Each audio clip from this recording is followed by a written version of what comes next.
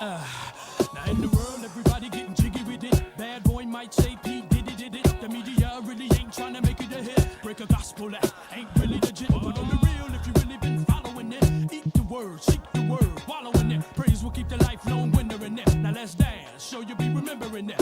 If you came to the praise party, then you can't leave the same ways that you came in. Come on. Tell them what you want, you can have if you wanna be free from sin. It's never too late if you wanna celebrate in the body of Christ like me. You better get it while the getting is good. You can have it if you grab it while the getting is free. Come on, let's dance. Get up with me, stand up on your feet. Move out of my way. Move out my way, got the praise today. Lift your voice. Lift your voice, saints, make some noise. Raise up. Raise your hand, move your feet, let's dance. Come on, let's dance. Doesn't matter what color you're, my brother, if you can reach. Let me take you to a level that'll love you from the top of your head to the sole of your feet. Come on. It comes that you might have life and that you might have it abundantly. You better get it while the getting is good. You can have it if you got it while the getting is free. Come on, let's dance. Get up with me, stand up on your feet. Move out of my way. Move out my way, got the praise today.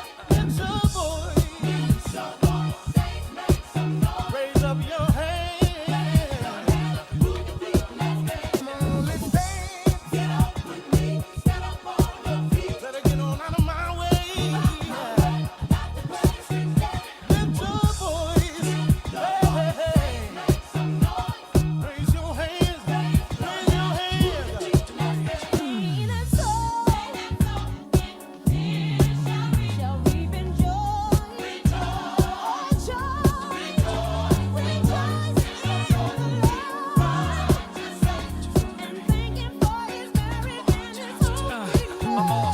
Sins got you wrapped up tight in bondage. Got you feeling like a slave and hostage. Step up, pay your dues and homage. Join the crew of the saints of God, yeah. Now, if you want it, it can be like that. Ain't no payment on the baby, it be free like that. Don't be blurring up your vision, you can see like that. Now welcome to the brotherhood dance. Come on. Get up with me, stand up on your feet. Move out of my way.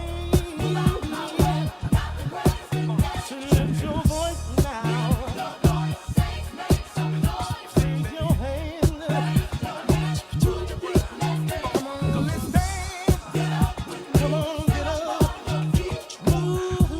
Move out my way, got the praise today. Lift your voice now. Your voice, saints, make some noise. Raise your hands.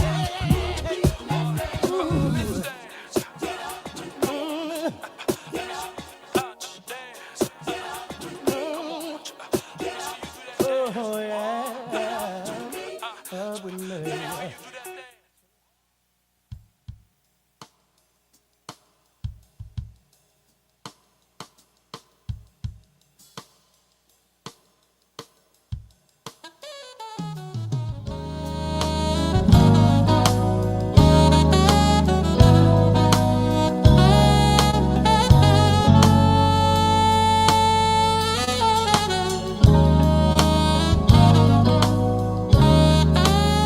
Hi, I'm Jera Stewart, and welcome to today's session of Up Close and Personal. And today we have a dynamic young man on with us. You've seen him at church. He's waving those flags. He's hollering. He's walking around. He's got all this energy. He is the one and only Will Simmons. Will, thank you so much for being here today with us. Thank you, Miss Erin. Yes, I want to hear all about your story. I don't know anything about you, so except for what I see at church, and just knowing that you are a dynamic man, and I just love the way you operate. But I just want to hear more about. I want to hear your story. Who are you? Where did you come from? Where were you born? I was born in Ypsilanti, Michigan, Old Byron Hospital. We called it Old Byron Hospital because it was the only hospital there was in Ypsilanti.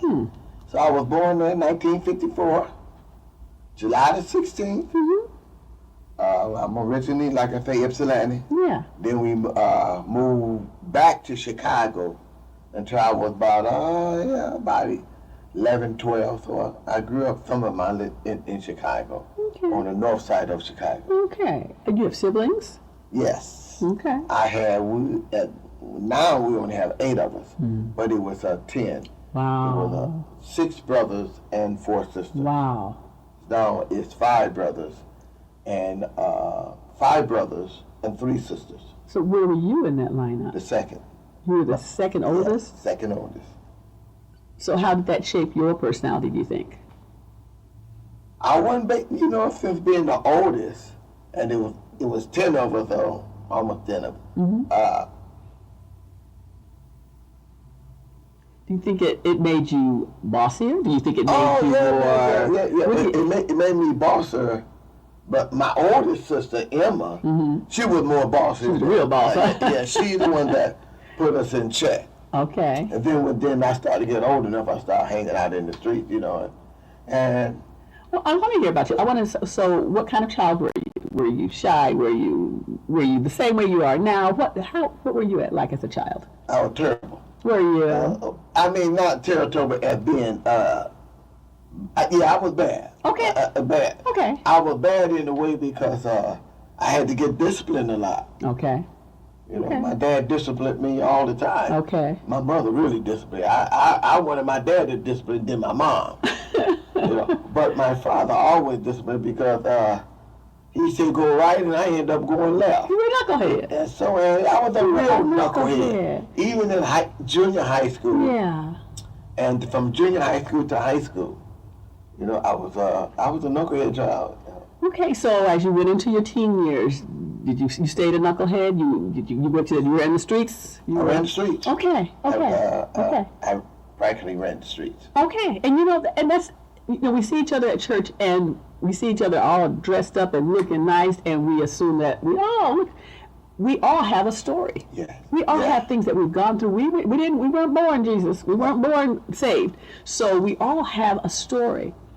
So we're trying to get to know your story. We don't have to hear all the details, but just to know who you are, and then I want to find out when you got saved and how that happened. Okay. Now, I was in the streets until I was about 33 years old. Okay. I mean, 33 years old. I was working. I had a job, you know, but I was in the streets from 12, because I started getting high when I was about 12 years old. Okay. So, This is Chicago. no, in Chicago, but mostly Back in Ypsilanti. Back in Ypsilanti. Okay. And I tried all different sort of types of drugs and liquor, alcohol, or whatever, you know, hanging out in the streets. I was, even in high school, junior high school, everybody had books in their locker. We had liquor. Liquor and paraphernalia, Wow. you know. Yeah, sure. And so high school, pretty much still the same thing. I graduated, but I had to go to summer school to get credit. Okay. You know, but I did graduate from high school. Okay. Had little side jobs, this and that, you know. My father was real strict, you know. Mm-hmm. Look here, you ain't standing in this house if you ain't working. I know that's right. You ain't doing this if you ain't working. Mm-hmm. So it was always a constant go with me and my dad. Yeah, yeah. You know, because he wanted me to do the right thing. Sure. You know, And you were. Shorty, which they called me in the streets, wanted to do what Shorty wanted to do. You know, and How did you get snatched up by the Lord? Because you are on fire for Him now. So when did that happen? that happened. I got sober first Okay. in 1987. I got sober, went to treatment for a year. Went to treatment, continued to stay sober, but you know, I knew God, but I didn't have a relationship I know what you mean. with God. Because when we in recovery, you read things about God, but yet you know you don't have that relationship. You know, and so I got saved. A sister named Abby, who banned. You think I can ban her? She banned us also. We all went to end up going to church together. And she said, William. About that time, they called me William. All those years, 33 years old, they used to call me Shorty, because didn't nobody know my real name. Wow. All they knew was Shorty in the streets, or they would say Simmons, you know. And so she approached me. She said, William, at the church I am in Belleville, at the Church of God, and as a pastor out there, she's working in recovery. This may be a good spot for you. You know, she had been going for a while. That happened in '96. I was 44 years old. Wow. Wow. 44 years Wow. old. Okay. And Hey. the Lord snatched me up. And I went to church. Me and my friend Harold Martin. You know, Harold died due to continue being in that, that world. Yeah, yeah. And so he said, man, you wait right here. And I said, no, I'm not going to wait right here. I'm going up here. Okay. You know, and Apostle Rita, she spoke into my life. And you that night? And that night, I Wow. accepted Christ in my life. That was the first time I ever felt spiritual drunk. I was drunk. I was weaving around, and then I started hollering, you know. Oh, wow. And then the apostle said, leave him alone. Let him walk. And I was dizzy walking. Thought my seat just sat there. That was in that was in October of 96. Wow. I And never you've never turned back. turned Isn't back. that something? I had a dear friend, I still got a dear friend, Fred. When I told him I was going to church, I was going to get saved, he said, William, you can't be on the fence Okay. messing with God, All right. especially messing with Christ. Either you going to be this or you're not. You got to treat this like we do recovery. Okay. You can be in and out in recovery. Either you work in recovery, you're doing recovery, or you're not. He said, you got to take it like that. Wow. And that's how I took it. And that's how you accepted Christ. And he grabbed a hold of you. Grabbed a hold of it. Took your personality and same personality, isn't Yeah. it? Except now it's for him. Yeah. Amazing. Now, I want to back just a Okay, little bit okay. because my personality out in the street, because I used to do day DJ, used to throw after parties. I was sort of the hype man. That's kind of what you are now. Yeah, kind of what I am now. It's funny you said that because me and Yvonne went to see Earth, Wind, and Fire. Yeah. I never sat down. I was jumping up and down for the lady next to me said, is he the hype man for Earth, Wind, and Fire? She said, no. She said, you probably should have seen him before he got saved. Oh, wow. But anyway, What a story. What a testimony, though. You know? but that's how God uses us, even when we not yet fully connected with Him. Yeah. The gift that He gave us, Yes. even when we're not saved, but it's a gift that He give us. And then when we get saved, He transforms it to the kingdom. Yeah.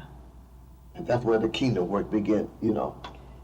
So when did you start this flag ministry? Because it is interesting that you say that he takes what you were in the world and cleaned it up. And now he's got you hype man for Jesus. Once again, Pastor Riddles, she gave us opportunity to go to different ministries. So we went to a worship concert and a praise concert in Texas. And myself, Abby, Claude, it was quite a few of us. I ain't never seen nothing like this. Dancing, worship, and then we went there and I'm looking like this, and next thing you know, I put a flag, my lady put a flag in my hand. I started waving it. And then she just spoke into my life. You know, then she said, not only you a worshiper but the band flag, but you a dancer also. Wait a minute. Hey, hold it. Hold it right there, yeah. But we went there, and we allowed the Holy Spirit to work in us and through us, and to accept that calling. That was the thing about it, to accept that calling with the flags and with the banner. Yeah. Some people are good with the flags. Right. Like Sister Culp is. Lisa, Lisa she sure is. She the bomb with the flag. So is my friend Abby. Mine is with the banners. Okay. Yeah, because with the flag ministry and whatever gift you may have, it can transform through the banner, through the flag. Say if you got the gift of healing, word of knowledge, or any of that, it can go through the flags. Where did you learn? Where did you learn about that, though? Teaching. We went to different workshops. Okay. Different apostle allowed us once again to bring in people to teach us that, and we went out. She allowed us to go out without not being afraid of losing nobody or this and that, she allow us to go out to different churches, different concerts, Yeah. to learn. If we're going to do this, we have to be equipped, learn how to do it. And sometimes she didn't have the equip to do it. Okay. So we had to get other people. We had Okay. to go somewhere to get it. That came out of the fivefold ministry. And with the fivefold ministry, we began to start working in the gifts. So when did you come to First Church? I came to first church, man, years ago. Really? Right when the Dream Center complex Oh, yeah. finally, together. Yeah. So Pastor Rita spoke because she knew Bishop well. All of that list, but yeah, they knew each other. They knew each other well. And so I came down here. I said, man, wow. You know, I was attracted to Bishop. Some men have that attractive spirit. You say, man, look, man, he's the man of God. He's walking like this. You know, it was quite a few men like that. Yeah. But First Church, I came. Then I went back to. I just came for a visit. Okay. You know, and didn't say anything. Okay. And then when I met Yvonne, she's and I just said, well, you know, I told my pastor Jeff. At that time, Pastor Rita had died.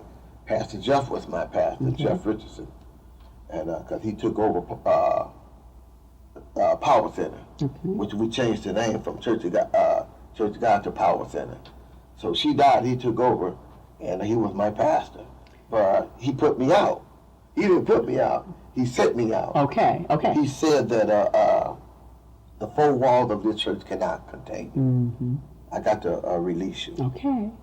So when did you meet Yvonne? How did you meet her? And if you guys Yvonne is his wonderful, beautiful wife that you see working with him in ministry at First Church of God. She works with the kids just as well. We're going to have her on in a couple of weeks as well. But so how did you meet her and how did that come? I met Yvonne years and years ago before even the church. Years ago, I was the EAP rep, employee assistant. Okay. Profession. This was still after you were saved or before you were saved? This was before I was saved. Oh.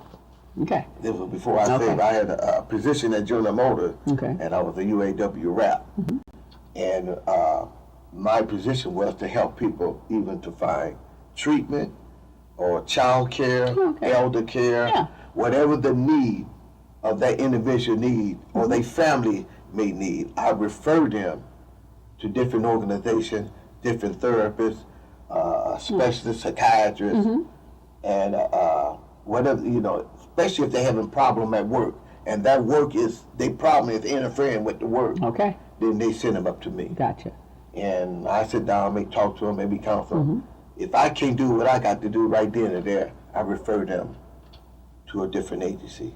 Okay, I want to get to Yvonne's story now. Come on. Now, Yvonne's story was she started sending her employees to me. Okay. And especially those on last chance agreements, so I would work with them, I would refer them to different, whatever they need. Wherever they need us, I would refer them to different psychiatrists, agencies or therapists, whatever. different agencies. Sure. So that's how me and Yvonne met. Okay. And so we got all that. I was see her then, I did not see her. See her, did not see her. I was, you know, I was still a bachelor. Still crazy. I was still floating in the bachelor. I see. In the green acres of being a bachelor. So I thought. Yeah. But you know, the Lord worked on me with Yvonne just like He worked with me getting saved. Yes. You know, and finally, one time we was me and my friend. You know, I still do go to Cancun every year with a couple of friends of ours. Yeah. And finally, Fred asked me, he said, man, what's the devil on Yvonne? What you gonna do with Yvonne? You know, I looked at him, man, what you mean? I ain't got time. I'm looking at this picture. Yeah. He said, you know, Yvonne is a good fit for you, man. Now I said, what do you know? You still a bachelor. You ain't gonna never get married. He said, yeah, but I ain't talking about me. Talking about you. So I was like that. Then another friend of mine, Ricky, said, Okay. "What you gonna do with him, Bob, man? Y'all dating? Y'all dating? Y'all getting serious or what?" He said, "Let me tell you something. Listen to me. Jody is coming. He gonna get your girl. All right. You gonna be going and you gonna be sitting in a chair, Mm-hmm. rocking it. Wish you coulda, woulda, shoulda." So so I started dating her more, and then Okay. I proposed to her. Okay. I went to her son first, Okay. and her son said, "What took you so long?" All right. And she said yes. Yeah, she You said, guys been "Yeah, married how long now? over 5.5 Over years." 5.5 years. That's Yeah. cool.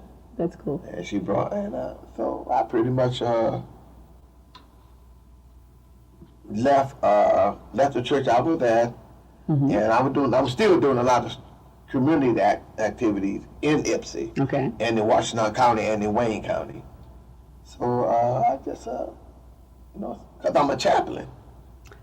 So what all have you done in as far as work? So you told us about the kind of a liaison for people who are in trouble. And you're now a chaplain as well. Yes, I've been a chaplain. Well, I was a chaplain when I was with the UAW. Okay. So when I retired, I just kept on being a chaplain in the community. Okay.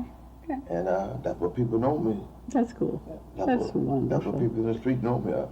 So I know sometimes when you're out there hollering at the church, and I know for people who are new to the church or have never been to church, they're probably going, "What the heck is going on here? Why is that man running around? The guy is he mad? What's going on? How come nobody's doing anything?"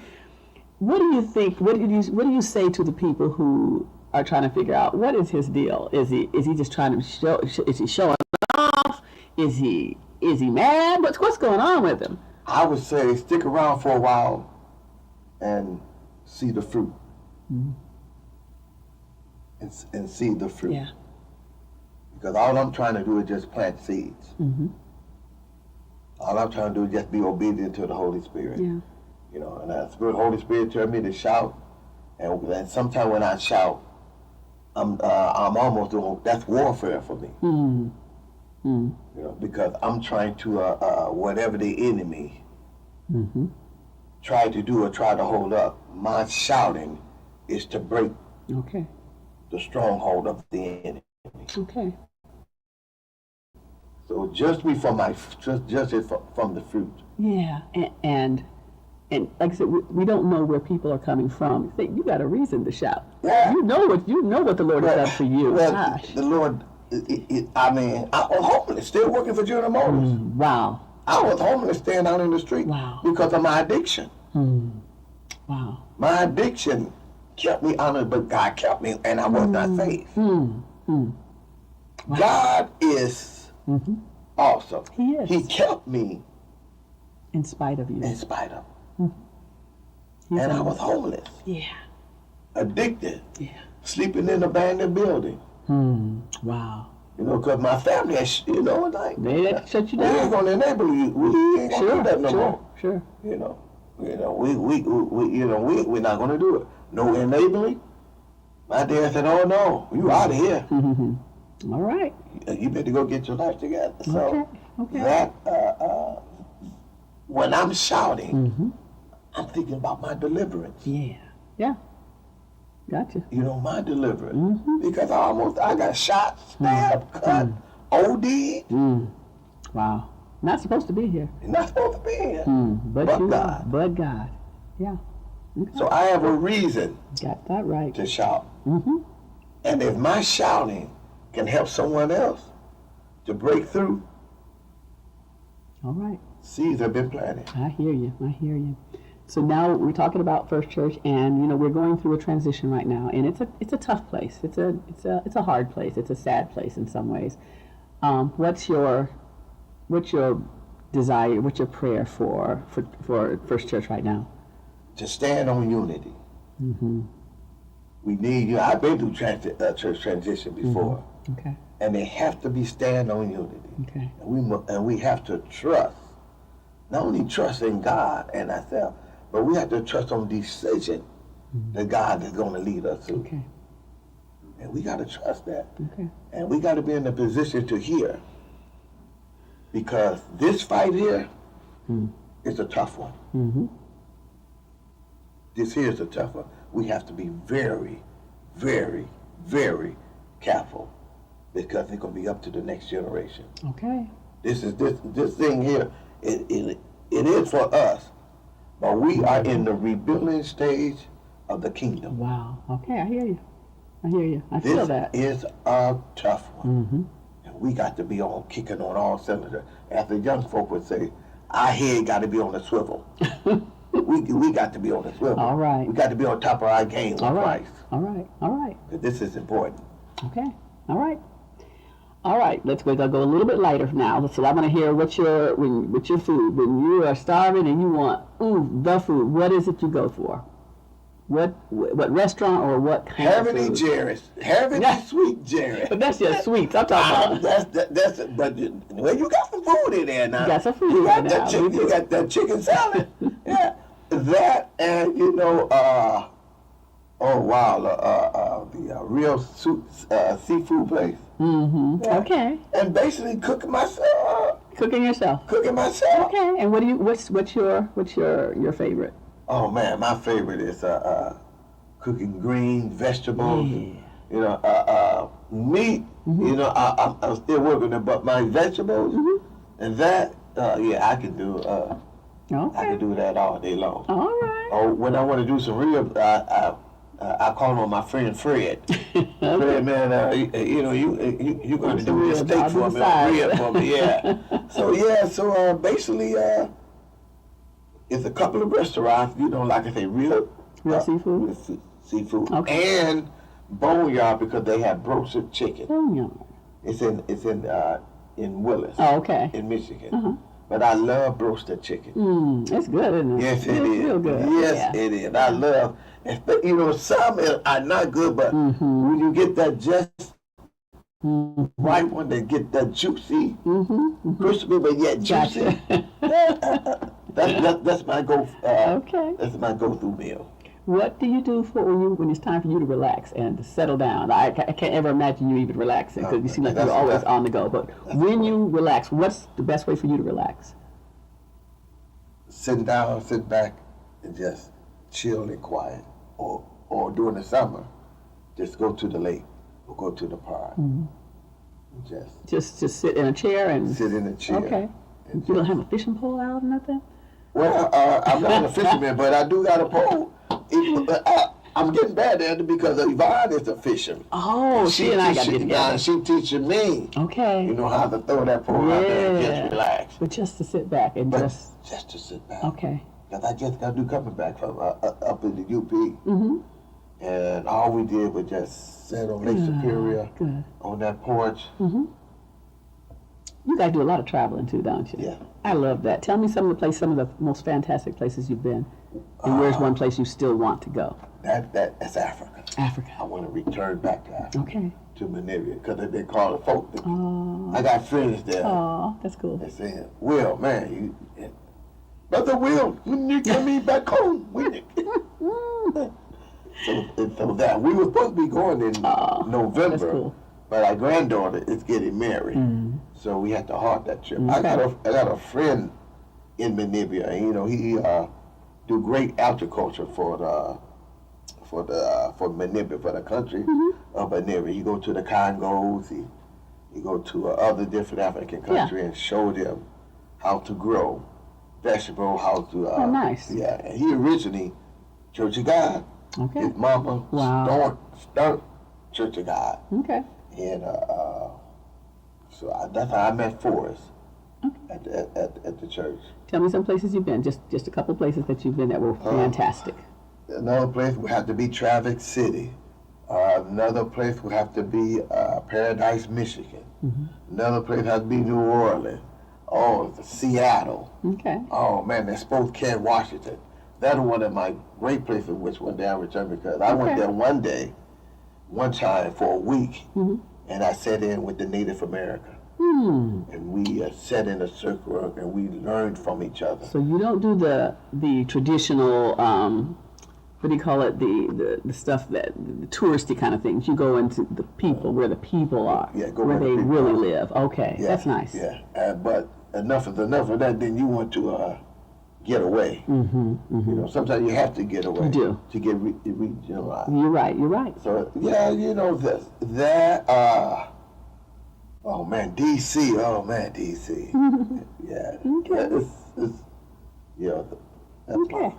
So, if you had a magic wand and you could change something about this world, the world as we know is going, it's kind of strange right now. A lot of stuff going on, a lot of bad stuff, a lot of evil stuff. There's a lot of good stuff going on as well. We just don't hear about that as much.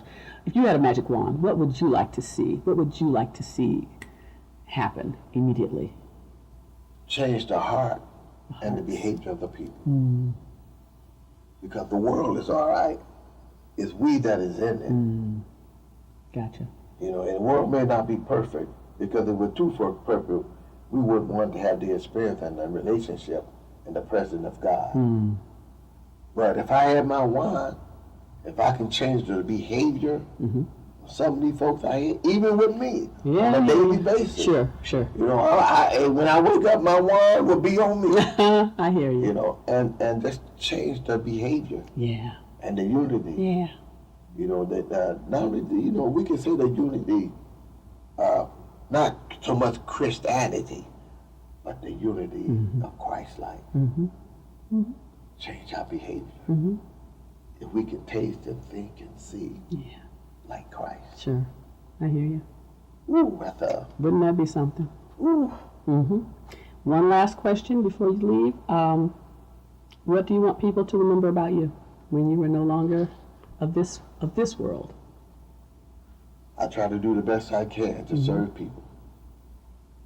Okay. I love to serve. Yeah, I can tell. I love I can tell. to serve. You carry a light with you. You float around, and when you come into the bakery, you bring light and you bring positive words and encouragement. It's a beautiful thing. So I love.